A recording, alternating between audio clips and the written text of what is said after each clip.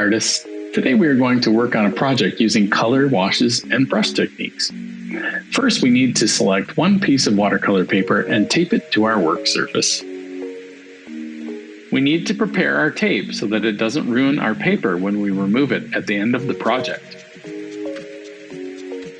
Tear off a piece of your tape and press the sticky side against your clothes and peel it off. Now, the tape has a thin layer of fuzz on it, which will make it sticky enough to hold your paper but not so sticky that it tears the paper when you are finished. Use the prepared tape to hold your paper down and to keep the paint where you want it. Wet the paper with clean water using the side of your brush. The paper should be shiny with water but not soaking wet. Now we are going to use the side of our brush to do a wash with some warm colors. Get some water in your brush and use your wet brush to pick up some orange paint. Use the palette to mix the paint and water together by rubbing the brush against the palette. Begin using your brush to create vertical strokes up and down on your paper. Try to make one side a brighter, darker color and a paler, more watered down color toward the middle of your square.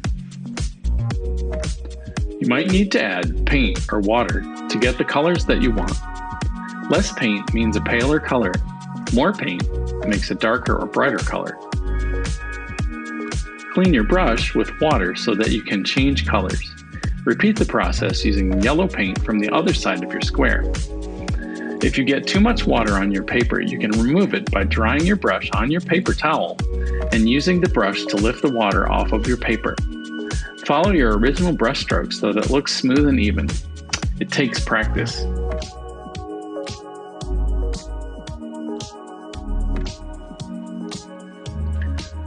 Once you've finished the wash, you'll need to let it dry in one of two ways. You can either use a hair dryer to dry it quickly, or leave it to air dry. Your paint must be dry before you go on to the next step, so be patient. Use the same process in the top square using cool colors. I'm using blue.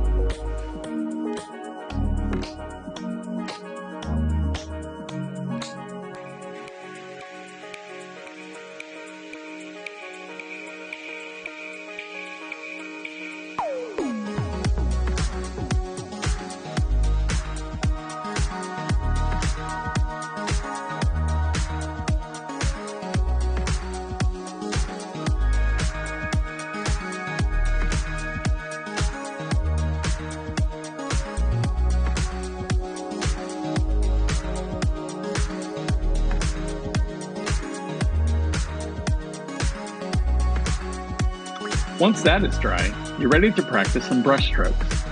We will be using the side of our brush on the paper to do these techniques. To make crescent shapes, you'll practice using the side of the brush to make a thin line into a thick line and back again. You can make lines thin or thick depending on how much you press the brush onto the paper. A light touch makes thin lines, and a bit more pressure makes more paint-covered bristles touch the paper and makes the line thicker. Try making crescent shapes on your project using blue.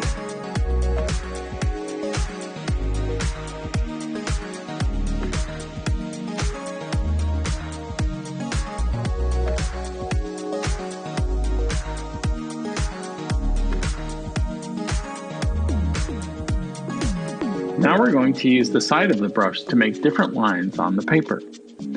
Load your brush with some purple paint, using water first, paint next, then using your palette to mix the paint onto the brush. Make some long stripes on your paper. Notice how I'm resting my hand on the table to help me keep the pressure on the brush even. Now try the same thing, angling your brush up more to make thinner lines on the paper. It's about the angle of the brush rather than the pressure of the brush that makes your lines get thicker or thinner this time.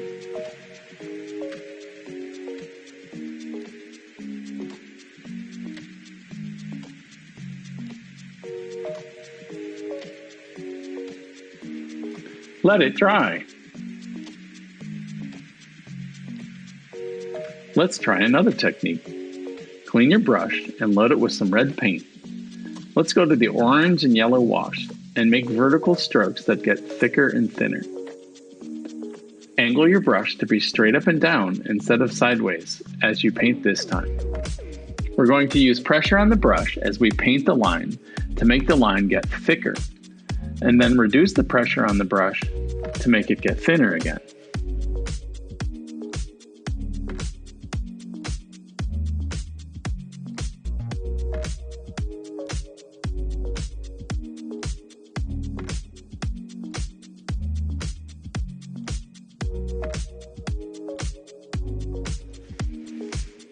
Pick your favorite technique and practice it on the last half. I chose to repeat the one using the side of the brush to make lines thicker and thinner by angling the brush and keeping my hand on the table as a guide.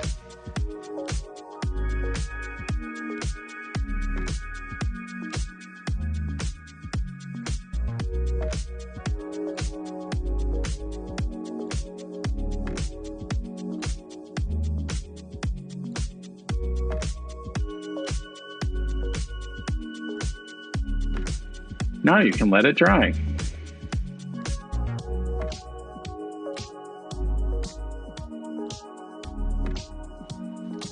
It's time to remove the tape. Make sure you remove the tape carefully by peeling the tape off, keeping your hand as close to the table as possible.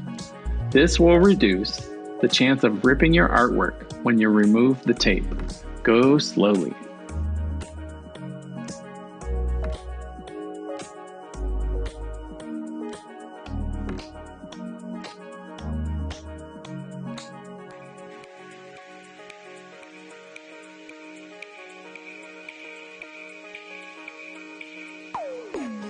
The last step is for you to sign your work. You can use your pencil to write your name. I decided to try using my brush to write my name.